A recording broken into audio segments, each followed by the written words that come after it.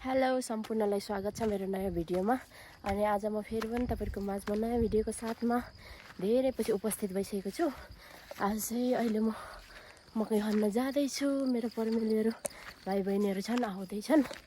आज हामी माथि मकै खन्ने हो, यो माथि। अनि साथीहरु आज चाहिँ हामी चाहिँ यही मकै खान्छौँ।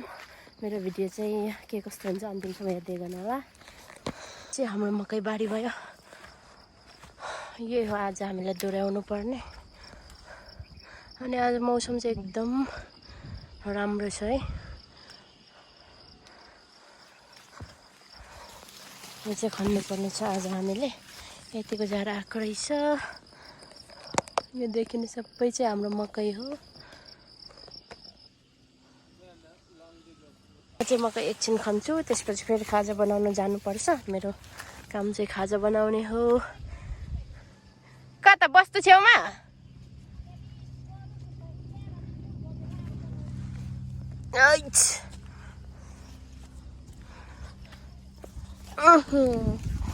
यो चाहिँ भटमास। यसरी छेउ छेउ छेउ छेउ छेउ भटमास चाहिँ रोप्छ। आँसुको घरी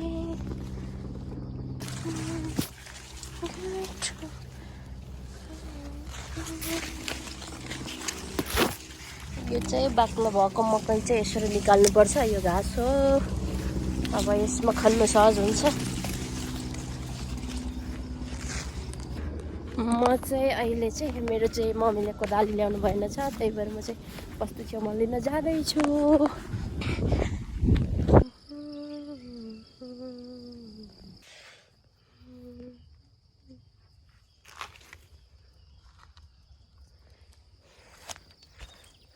अहिले चाहिँ मकैको धान चामल निस्किन सुरु भइसकेको छ। देख्न सक्नुहुन्छ यो फाटफुट चाहिँ धान चामल निस्किन थालिसकेको छ। यो हाम्रो गाउँ हो। हाम्रो घर यहाँनिर छ। अहिले यो हरियो परियो मकैले गर्दा एकदम गाउँघर चाहिँ राम्रो देखिएको छ, हराभरा। हाम्रो गोरु हो। हामी बस्ती चाहिँ यति एकहल पाल्छौँ यो जोत्नको लागि। यसरी कोदालो चाहिँ लुकाउ। यहाँभित्र बिउ छ, यो कोदाली। अब म चाहिँ लाग्नुपर्ने हुन्छ मेलातिर। अनि म एकछिन खन्छु, त्यसपछि फेरि म घरतर्फ खाजा बनाउन जान्छु। किनभने म दिउँसोभरि खर्न सक्दिनँ। अस्ति एक दिन खनेको, म 3 दिनसम्म पैताला दुखेर। त्यही भएर म चाहिँ अब एकछिन काम गर्ने, त्यसपछि म फेरि घरतिर लागिहाल्छु। त्यही हो, तर काम गर्नु रमाइलो हुन्छ। अब सधैँ नगर्नेलाई चाहिँ गाह्रै हुन्छ। म चाहिँ कहिलेकाहीँ मात्रै गर्छु नि त, प्रायः बाहिरै फिल्डमै काम हुन्छ। अनि के छ साथीहरू, तपाईँहरूको हाल खबर? तपाईँहरूकोतिर के कसो गर्दै हुनुहुन्छ? हाम्रोतिर त यस्तै हो, बर्खा लाग्यो। अब जुका घारीमा काम गर्नुपर्छ, त्यस्तै छ। कहिलेकाहीँ पानी पर्छ, कहिले पर्दैन। खडेरी पनि बेसी नै छ अहिले। गाह्रो छ हौ गाउँघरतिर त। मेरो यस्तो ड्रेसमा चाहिँ म चाहिँ काम गर्न आएको छु। म गर्मी चाहिँ सहनु सक्दिनँ, त्यही भएर मैले कट्टु लगाएको। अब मकैले पाछेर बाउको बिहे देख्छ, त्यही हो मलाई थाहा छ। तर पनि म गर्मी भएकोले चाहिँ कट्टु लगाएर आएको छु।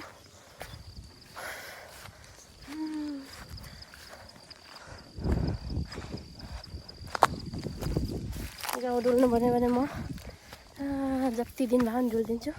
काम भनेपछि मलाई हरेस लागेर आउँछ। मलाई गाह्रो लाग्छ काम चाहिँ।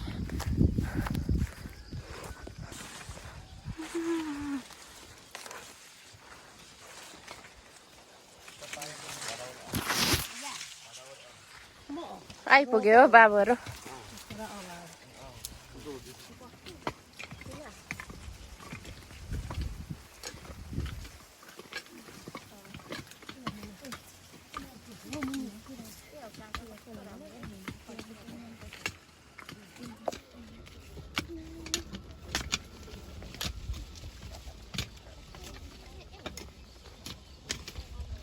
पारिन्छ कि ए बसिन्छ कि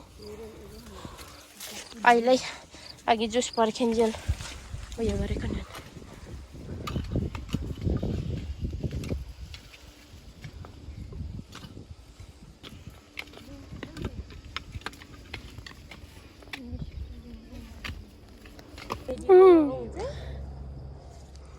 Ane ikomedi kalau ibar sepurar setang.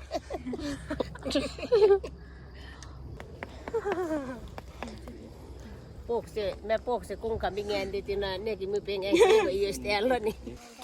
Hôm nay lòng pho nữa cái này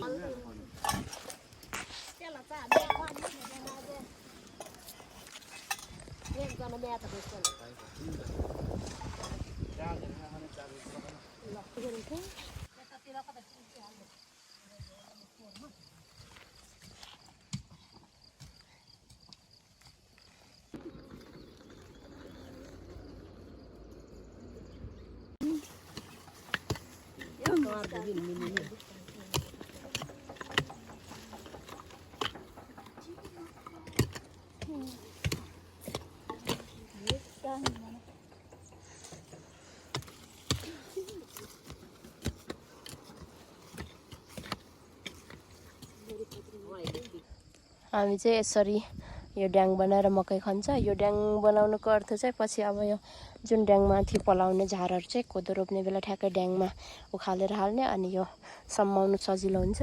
यो झार राख्नु सजिलोको लागि चाहिँ हामीले चाहिँ यसरी ड्याङ बनाएर खन्छ। अनि आज चाहिँ यो ठाउँमा चाहिँ हामीले चाहिँ मकै खनिसकेको छौँ। अब फेरि हामी खाजा खानु चाहिँ घर जान्छौँ, अनि घर गएर फेरि घरबारीमा चाहिँ अलिक मकै खन्नुपर्ने छ। अनि यो जुन एरिया यति देखिने चाहिँ हामीले आज चाहिँ खनेर भ्याइसकेको छौँ। अनि आज म चाहिँ खाजा पकाउनु छिटै फर्किन्छु भनेको, तर बाबा आइपुग्नु भयो अनि बाबाले पकाउनुहुन्छ अरे। अनि त्यही भएर म पनि फुल टाइम आज चाहिँ यतै छु बहिनी भाइ बहिनीहरूसँग काम गर्दै। अनि मेरो भिडियो यस्तै छ, इन्जोय गर्दै गर्नु होला। अब हामी खाजा खान्छौँ अनि फेरि हामी चाहिँ फेरि अर्को मेलामा जानुपर्ने हुन्छ साथीहरू। म चाहिँ अहिले आलु टिप्दैछु, यो मकै खन्दा निस्केको आलुहरू। यो चाहिँ चमेलीको फुल भयो, चमेलीको।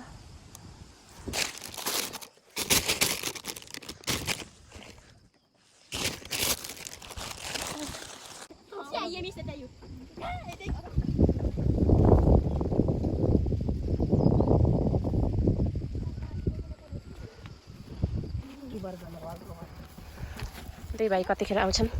अब हामी घरतर्फ लाग्यो खाजा खानलाई, यताको मेला सकेर। यो कसको ज्याकेटहरू?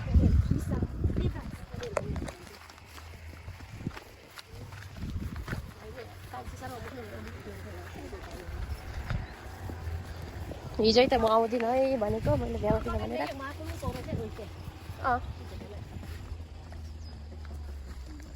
अब हामी घर जान्छौँ अनि खाजा साजा खाएर फेरि हामी तलको बारीमा खन्नेछौँ मकै। नङ त मेरो त भुइँ सोर्नुलाई त पुरै।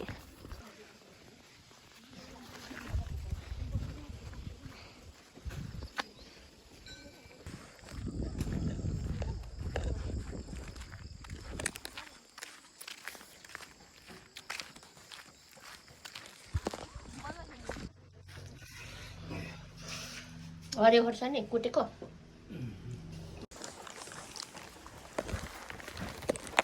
अब हामी चाहिँ फेरि तल घरबारीको मकै खन्छ। अनि हिँडेको साथीहरू ठिक्क खाजा खाँदा ओर्दा पानी पर्यो। अब प्लास्टिक ओढेर चाहिँ हामीले खानुपर्ने हुन्छ। यो चाहिँ बिउ कोदोको बिउ भयो। अनि त्यही हो साथीहरू, अब पानी पर्यो है। पानी परेपछि भिडियो बनाउनु मिल्दैन, त्यही भएर अब म चाहिँ आजको भिडियो चाहिँ यतै एन्ड गर्छु।